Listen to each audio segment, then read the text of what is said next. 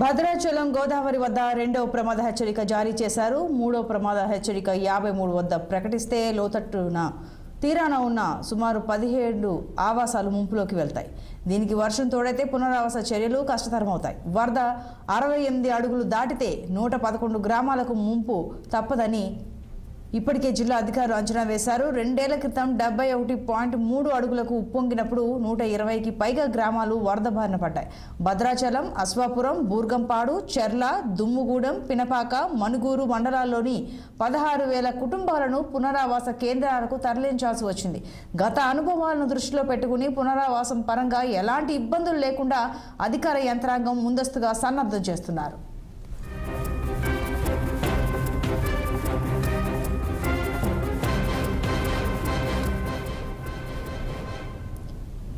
మరింత సమాచారం మా ప్రతినిధి అయ్యప్ప అందిస్తారు. అయ్యప్ప, చెప్పండి. గోదావరికి భారీగా వరద నీరు వచ్చి చేరడంతో ఈ ప్రమాద హెచ్చరికల దృష్ట్యా ఈ ముంపు గ్రామాలకు ముప్పు ఉందని, పునరావాస కేంద్రాలకు తరలించాల్సి వస్తుందని అధికారులు సంసిద్ధం అవుతుందని చెబుతున్నారు. వివరాలేంటి?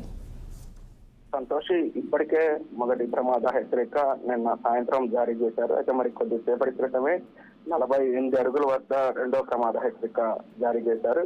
అయితే మొదటి లోతట్టు ప్రాంతాల ప్రజలను సురక్షిత ప్రాంతాలకు తరలించే అన్ని విధాల అధికారులు అయితే సూచనలు జారీ చేస్తున్నారు. ఎటువంటి అవాంఛనీయ సంఘటనలు జరగకుండా ముందస్తు చర్యలు తీసుకోవాలని జిల్లా కలెక్టర్ నితీష్ పాటిల్తో పాటు అధికార యంత్రాంగం అప్రమత్తం చేశారు.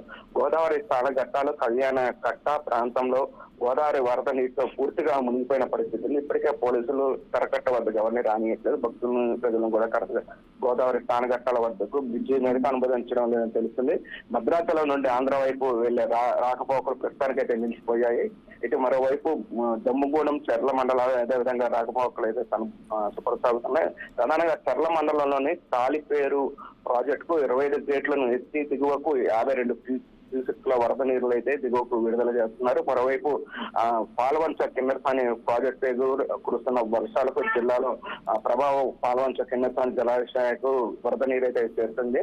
డ్యాము పూర్తి సామర్థ్యం 477 అడుగులు. ప్రస్తుతం 402 అడుగుల వద్ద నీటి మట్టం కొనసాగుతుంది. 6,000 క్యూసెక్ల నీరు విడుదల చేస్తున్నారు. ప్రస్తుతం 8 గంటల నుండి 2 గేట్లు అయితే గోదావరికి నీరైతే వెళ్తున్న పరిస్థితి అయింది. ఇది మరోవైపు ప్రధానంగా అన్నారం, మేడిగడ్డ, కాళేశ్వరం, లక్ష్మీ బ్యారేజీ, తాలిపేరు వద్ద కబరిగూడ పోటెత్తుంది. ఈ వరదంతా గోదావరికి వరద నీరు చేరుతున్న పరిస్థితి అయితే చూస్తున్నాం. అయితే మరికొద్దిసేపటికి వెంటనే రెండో ప్రమాద హెచ్చరిక జారీ చేశారు. చుట్టుపక్కల ఉన్నటువంటి పరివాహక ప్రాంతాల్లో అప్రమత్తం చేసిన పరిస్థితి అయితే ఉంది. ఇటు అశ్వాపురం, బూర్గంపాడుతో పాటు తారపాక చుట్టూ లోతట్టు ప్రాంతాల ప్రజలను అప్రమత్తం చేశారు. లోతట్టు ప్రాంతాల్లో ఇప్పటికే పునరావాస కేంద్రాలకు తరలించాలని చూస్తున్నారు. గత అనుభవాలను చూసుకున్నట్టు అంటే 73 అడుగుల గతంలో చేరుకున్న పరిస్థితి అప్పుడు వరదలు కూడా ముంచెత్తాయి. సుమారు 16,000 కుటుంబాలకి నిరాశైన పరిస్థితి ఉంది. వీటన్నిటిని దృష్టిలో పెట్టుకుని అధికారులు ముందస్తు మనలో భాగం ఇప్పటికే మరబోట్లు కావచ్చు, జగ్గైతగాళ్లు కూడా సిద్ధం చేసిన పరిస్థితి ఉంది. Santosh. Right Ayyappa, thank you.